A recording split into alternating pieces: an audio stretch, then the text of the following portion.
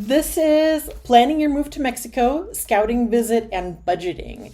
So, I'm Jessica, for those of you who don't know me. I've lived in Querétaro for 18 years, and I love it. I haven't lived in other places in Mexico, but I've visited quite a few. So, I've been working recently with expats and a lot of people who have come, and they maybe have come for a week on vacation and thought, I want to live in Mexico. And that's great. But I want to talk a little bit today about potentially doing a scouting trip, or my mom called it an investigation vacation, which I think is kind of cute too. Before you decide to actually move, like before you come with all your stuff down to wherever you'd like to live in Mexico. And we're also going to look at different budget topics that a lot of people leave out of their budget because they just didn't know that they were going to need that. So why is it so important to visit the place that you're considering moving to before actually moving? To some people, it might seem obvious, but to a lot of people, it's not. And if you come to, let's say, Guadalajara, Mexico City, or Cancun, or wherever in Mexico for a vacation for a week, it's a vacation and it's lovely. And yeah, please come vacation in Mexico because we like vacationers.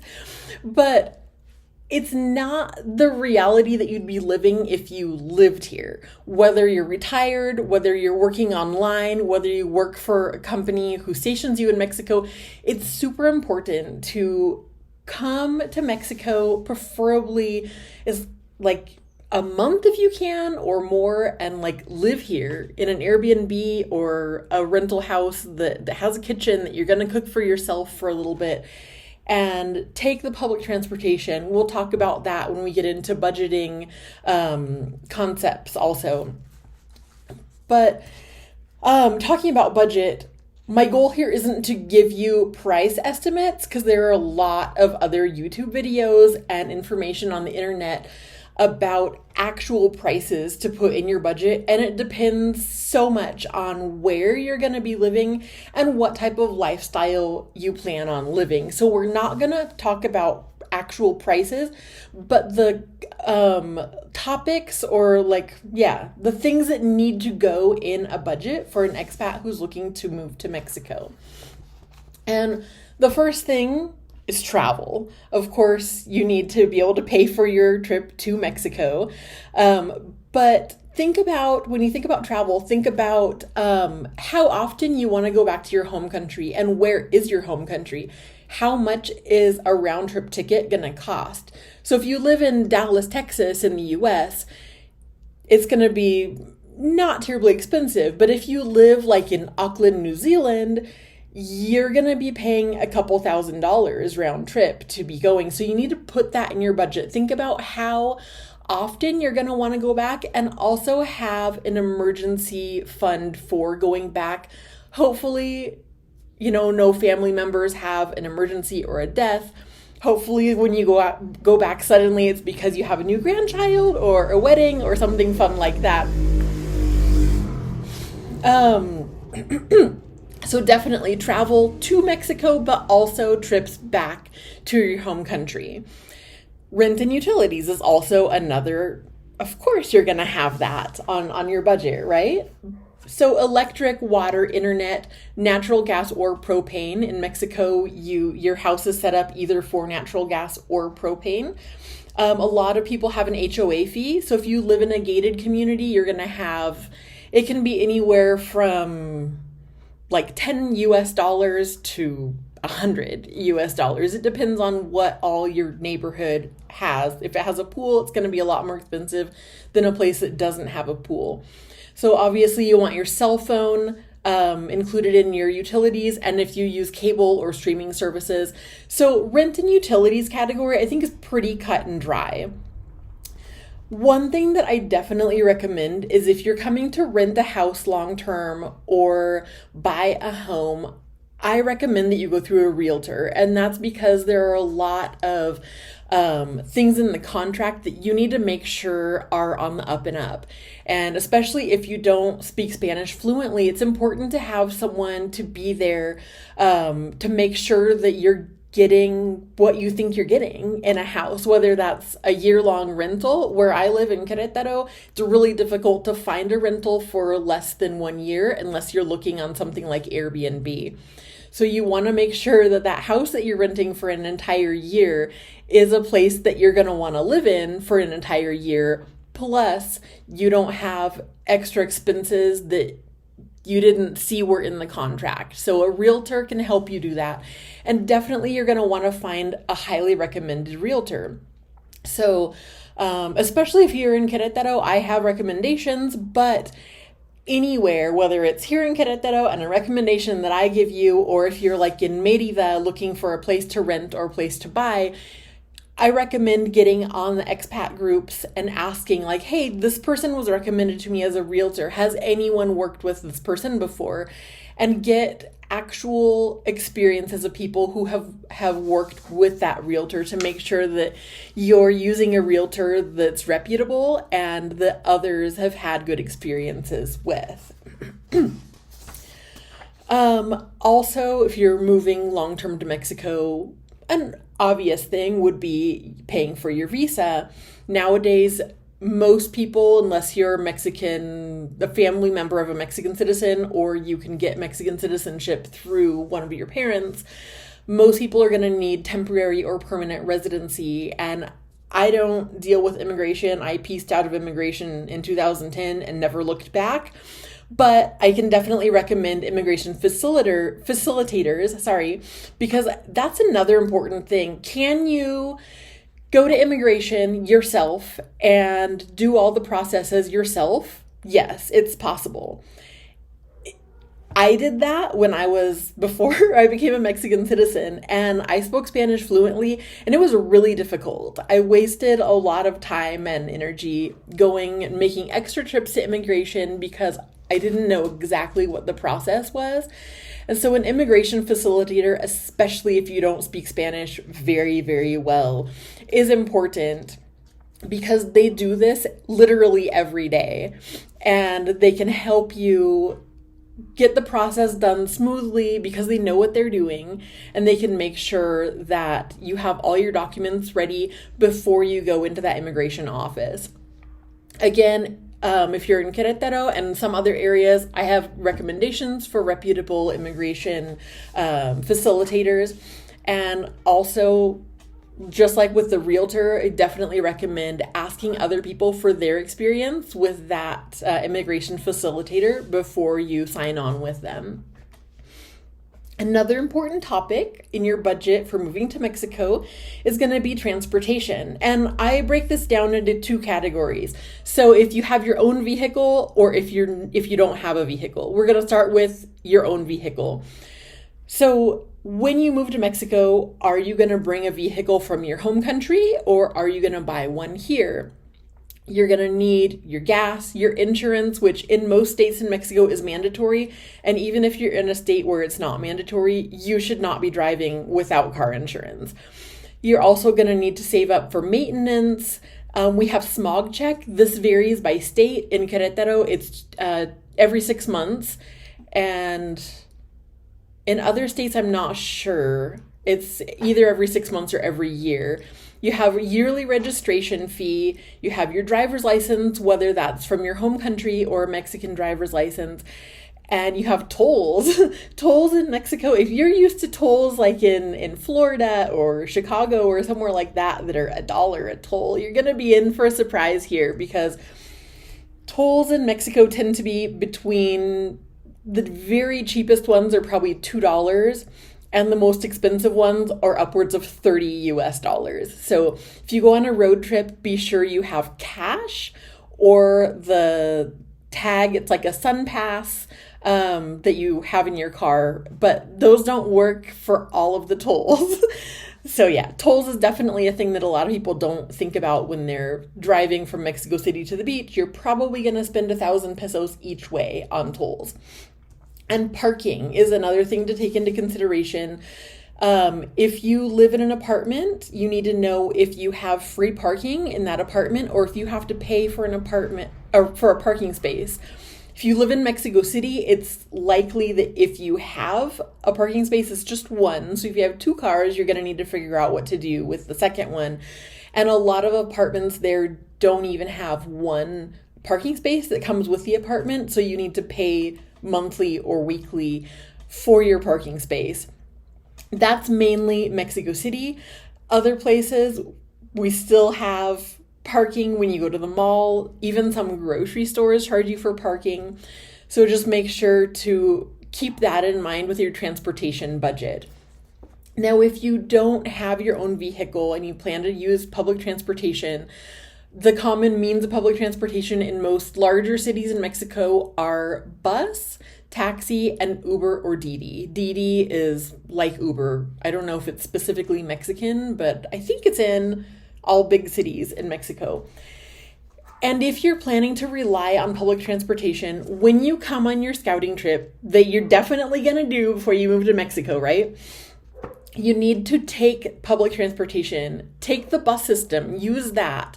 You might think, oh, I'll just take a bus everywhere. I know people here in Querétaro, and unfortunately, we have a transportation crisis in Mexico. The bus system, sorry, not sorry, Querétaro state government, the bus system is inefficient.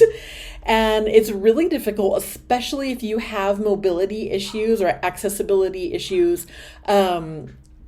The buses don't go everywhere that you want to go. I have a friend who, to come to my house, she has to take 3 buses. That's 11 pesos each bus, which doesn't seem like a lot if you're coming from a large city in the US, but that's a lot of buses. It would probably take her an hour and a half, and driving for her to get from her house to my house is like maybe half an hour. So it's a big difference. Make sure on your scouting trip that you use public transportation if that's what you plan to use when you move to Mexico, because you may see that it might not be a viable option in your situation. And also keep in mind that if you're taking Ubers, Didis, and taxis, you might look like on a Tuesday at noon and you say, oh, from here to here is 60 pesos. But on Friday night at 7:30, that same ride is not 60 pesos. It's going to be like 150. So the Uber, Didi, and taxi prices vary a lot depending on the day of the week, the time of the day, and if it's a holiday or not, and the weather. So especially in Querétaro, which we don't deal real well with rain. If it's raining really hard, you're going to pay probably 3 times more than normal. So keep that in mind if you're planning to use Uber, Didi, or buses or taxis for your primary mode of transportation, and check it out, use it as much as possible on your scouting trip. Excuse me. So another thing in your budget to move to Mexico that, of course, is already on your budget sheet is food. But I recommend, again, on the scouting trip that you're definitely going to take, go to the grocery store and buy foods to make for yourself at your house, and you can check out prices of your favorite foods. Do we have your favorite foods? And do you have dietary restrictions? Because someone who is vegetarian is probably not going to have a real difficult time buying food in Mexico. But someone who's vegan, we love our cheese. We eat ridiculous amounts of cheese in Mexico.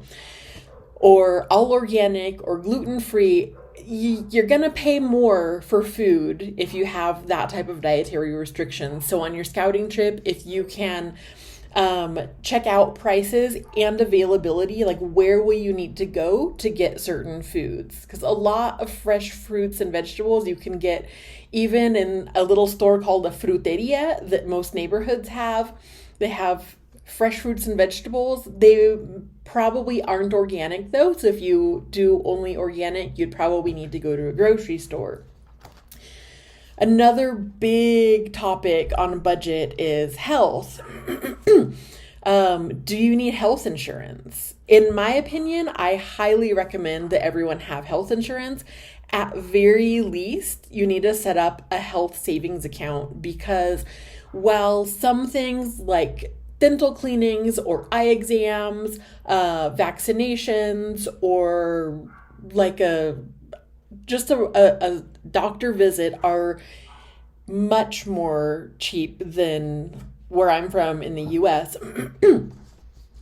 A visit to a specialist can cost anywhere from $40 up to probably $150, which 150 is definitely on the high end. I've never paid that for a specialist visit here. But if you have a catastrophic illness, if you have a major accident, you could be paying thousands of dollars. I actually had a back surgery here that was unscheduled. It was emergency last year. I had excellent care. This was in Querétaro at a hospital that specializes in spinal issues. And it was very expensive. Like, if I hadn't had insurance, I don't really know what I would have done in that case. And it's super important to remember that if you're hospitalized, you are not released from the hospital until you've paid 100% of your bill. Doesn't matter if you personally have paid it, if your friend has paid it, if your insurance has paid it, but someone must have paid your bill 100%, or you're not going to be released from the hospital. Also, along the lines of health, do you take prescriptions? And are those prescriptions available here in Mexico? I've never had a medication that I need to take that isn't available in Mexico. A lot of times it goes by the generic name. So definitely, like, if I don't have a good example, so never mind. If you take a prescription medication, find out what the generic name for that is. And on your scouting trip that you're definitely going to take before you move, go to a pharmacy and look for that medication, price it out, see what the availability is on your scouting trip to make absolutely certain that you can get your prescriptions here in Mexico. Also, if you have chronic illness like diabetes, you need to make sure you know how and where you're going to get your insulin from. Or if you have other chronic illness, just make sure that you're going to be able to manage that here in Mexico. Another thing that is really overlooked a lot is whether or not someone speaks Spanish. I know a lot of expats here who speak enough Spanish that they can order in restaurants, but doing other things is a little bit difficult.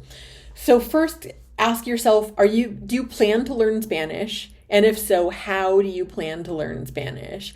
I was just talking a few days ago with a friend of mine who's a Spanish teacher here, and I asked him how many hours a week is optimal for learning Spanish. And he said that for people who are working full-time, if they can do 4 hours a week, that's like the minimum. And if someone can do 10 hours a week, that's much better.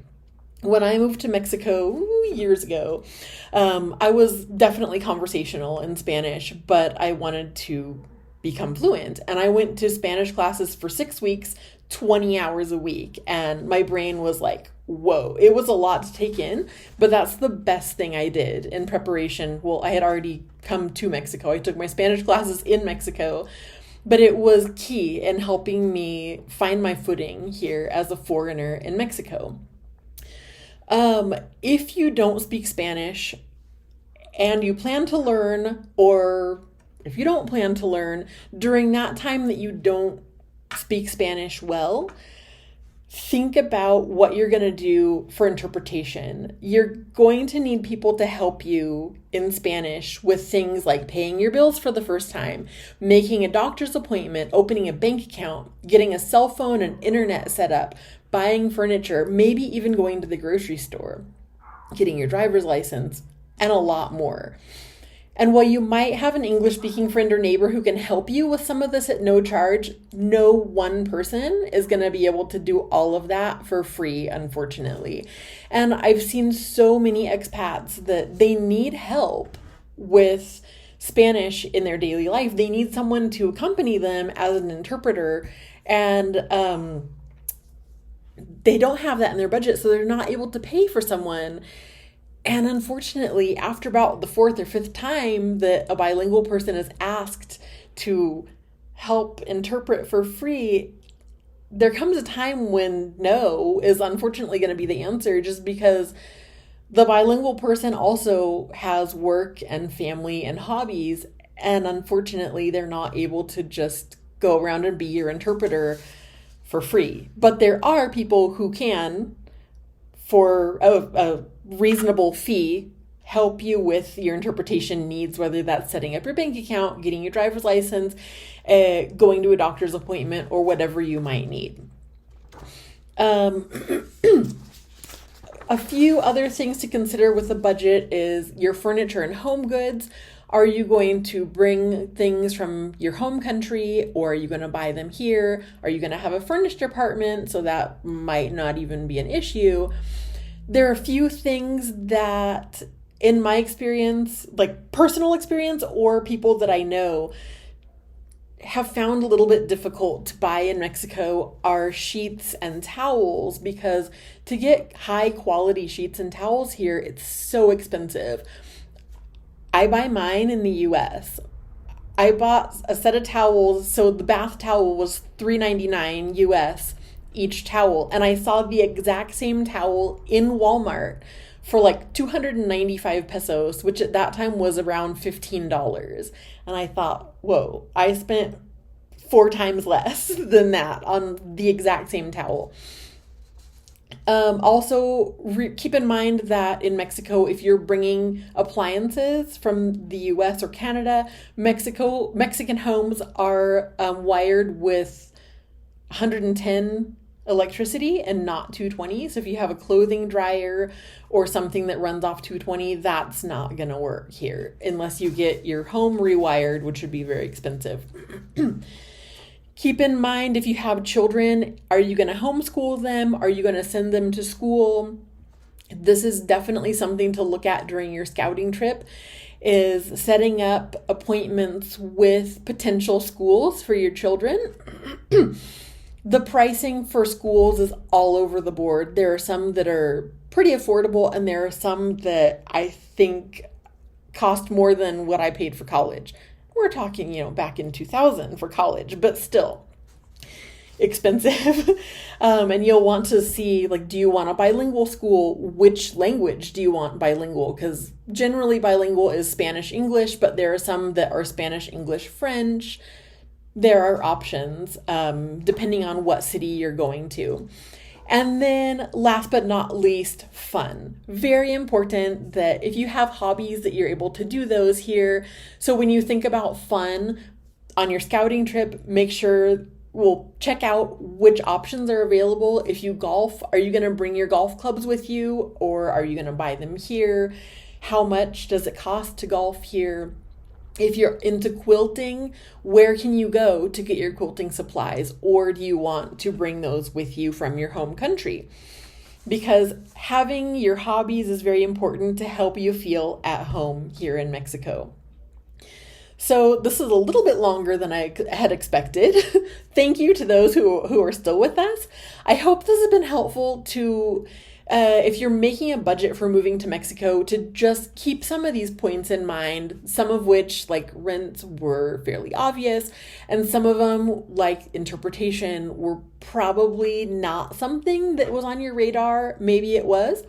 But definitely, if you have any questions about budget points or organizing a scouting trip, because you definitely need to make a scouting trip, or again, like my mom said, an investigation vacation before you actually move your whole life down to Mexico, just to make absolutely certain that where you're moving to is the right place for you. So if you're watching this live, you're watching on the Querétaro Culture Corner. If you haven't liked the page yet, go ahead and do that. And you can also sign up for email newsletters. I send 1 or 2 per month, not more than twice per month.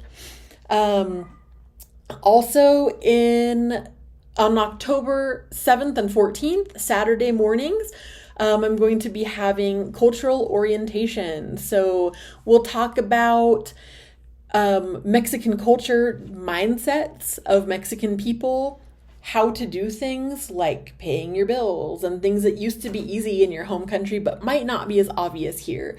We'll touch on healthcare and what to do in emergency and much, much more. So that's coming up October 7th and October 14th. I divided into 2 classes because it's about 4 hours of material, and they are all online classes and they're interactive.